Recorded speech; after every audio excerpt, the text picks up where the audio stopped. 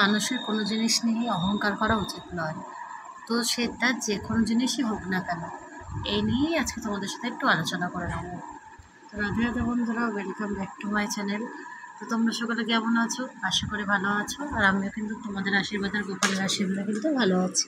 তো দেখো, আজকে আমাদের বাড়িতে একটা গোপাল ছানা চলে এসছে। তো ওর মায়ের একটু অসুস্থ, তাই জন্য আমার কাছে বললো যে একটু নিয়ে যা। আমি বললাম হ্যাঁ, কোনো অসুবিধা নেই, আমার গোপাল ছানার সাথে ওরাও আনন্দ থাকবে, খেলাধুলা করবে, কিসের অসুবিধা।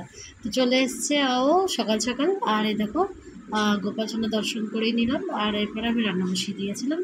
আজকে ভেবেছিলাম সকালবেলা একটু সিদ্ধ অন্ন গোপালকে দেবো, কিন্তু তারপর দেখলাম যে মা বললো কালকে অমাবস্যা ছেড়ে গেছে, তো সকালবেলা মাকে নাকি আম, দুধ, কলা, কাঁঠাল এসব দিতে হয়। তো কলা ছিল না, বাদ বাকি সব ছিল। তো ওই দিলাম আজকে, তাই জন্য একটু দেরি হয়ে গেল। আর আজকে একটু সব পাল্টানো ছিল, একটু পরিষ্কার টরিষ্কার করলাম, ওই জন্য একটু রান্নার দেরি হয়ে গেছে। রান্নাটা যখন বসেছি তখনই বাজতে যায় প্রায় 10:30 বেজে পার। তো জানো তো, আমি 9টা-10টার মধ্যে আমার রান্না হয়ে যায়, সেখানে আমি কত লেটে তাহলে রান্না বসেছি ভেবে দেখো। তো যাই হোক, সব দিন তো আর সমান হয় না। তো আজকে দেখো গোপালের জন্য কী কী রান্না করছি। কাঁঠাল দানা ভাজবো আর পটল ভেজেছি। আর এদিকে সয়াবিন আলু দিয়ে রসা করছি। তো কাঁঠাল দানা ভাজা কার কার ভালো লাগে? আমার তো ভীষণ প্রিয়। আর ওটা আমার মা তো খেতেই পারছিল না, দাঁতে এত জোর নেই। আর আমি কিন্তু একদম পটপট করে খেয়ে নিচ্ছি, আমার খুব ভালো লাগে। আর এটা টেস্টি হয় খুবই। তো আশা করি তোমাদের সকলেরও খুব প্রিয়। আর গোপাল সোনারও হয়তো প্রিয়, ওর জন্য ওকেও দিয়ে দিলাম, ও খেয়ে নিয়েছে। তো গোপাল সোনা তো এখন অনেক বড় হয়ে গেছে, তো দাঁতও উঠে গেছে, তাই না? আমাদের গোপাল সোনা দেখায় না, দাঁত মুখ বন্ধ করে রেখে দেয়। তো যাই হোক, আজকের একদম সয়াবিনটা একদম লাইট করে করছি, কোনো টমেটো পেস্ট দিচ্ছি না। যেহেতু এই কদিন একটু আমি চাইছি একটু লাইটই খেতে। তা তোমরা হয়তো ভাবতে পারো লাইটের মধ্যে লঙ্কার গুঁড়ো, হ্যাঁ লঙ্কার গুঁড়ো এই জন্যই, কালারটা দেওয়ার জন্য খালি। এটা এমন নয় যে এটাতে ঝাল হয়, এটাতে কোনো ঝালই হয় না, এটাতে শুধু কালারই হয়, দেখতে ভালো হয়। আর এই জন্য আমি একটু কাশ্মীর লঙ্কার গুঁড়ো দিয়ে দিলাম। আর আজকে সন্ধ্যাবেলা ভেবে রেখেছি একটু অন্য কিছু করবো। তো ওই জন্য একদম হালকা ফুলকা সকালবেলার খাবারে রাখছি। তো সয়াবিন আলুর রসাটাও কিন্তু প্রায় হয়ে এসছে। একটু জল দিয়ে আর একটু চাপা দিয়ে আগে একটু কষিয়ে নেবো, কষিয়ে নেওয়ার পরে একটু জল দিয়ে তার মধ্যে ফুটিয়ে নেবো, হয়ে যাবে আমাদের রান্না আজকে একদম কমপ্লিট। তো হ্যাঁ, যেটা বলছিলাম, দেখো এরপরে আমাবস্যার ভোগটাও দেখিয়ে দিই তোমাদেরকে। আমাদের ছেড়ে যাওয়ার পরে মাকে এই ভোগটা দিতে হয়, তো আমরা তো মাকে আলাদা করে কোনো ভোগ দিই না। তো গোপালকেই দিয়ে দিয়েছি। তো গোপালের যে গোপাল সেই তো সব, তাই না? তো ওই জন্য গোপালকে দিয়ে দিয়েছি। তো গোপালের সেবা নিয়ে নিল, আর খেতে কিন্তু দুর্দান্ত লাগছিলো। আমি কোনোদিনও এইভাবে খেয়ে দেখিনি।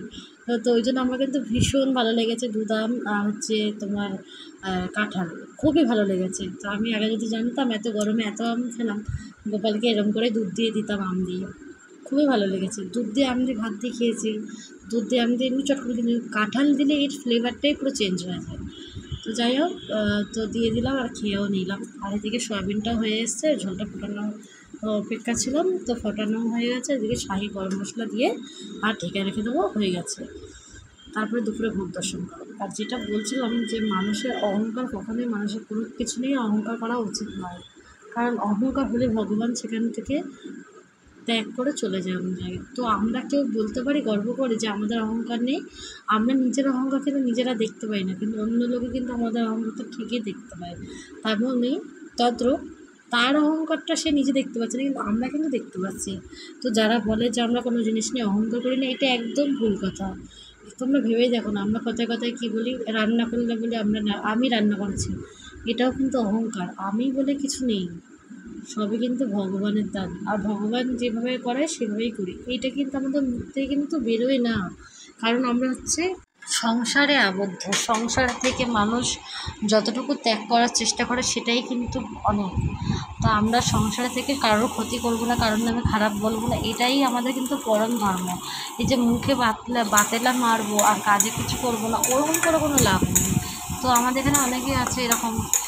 তো তারা কী করে যে লোককে ভীষণ জ্ঞান দেয়, বা কোথাও পাঠ শুনি অনেকের, তো পাঠে অনেক কিছু বলেন তারা, কিন্তু নিজেরা কিন্তু কিছুই পালন করে না। আমার নিজের চোখে দেখা এরকম অনেক আছে। কিন্তু দেখো, তুমি প্রচার করছো ভালো, কিন্তু নিজেও সেটা করতে হয়। নিজে পালন না করে কাউকে কিন্তু উপদেশ দেওয়া উচিত নয়, এটা আমার মতে। তো এমন এমন কথা বলছে যেটা যারা সংসারের মানুষ তাদের লজ্জা করবে শুনতে। তো যেহেতু আমার লজ্জা করেছে, তাই আমি কথাটা বলছি।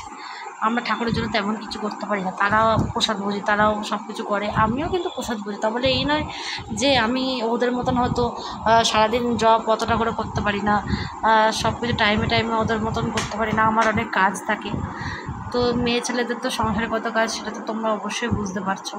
তারা বেটা ছেলে মানুষ, তাদের তো সারাদিন তো কোনো কাজ নেই, শুধু ঠাকুর নিয়ে পড়ে থাকা, পাঠ কীর্তন করে, উপার্জন করে, ওটা দিয়ে ওদের সংসার চলে যায়।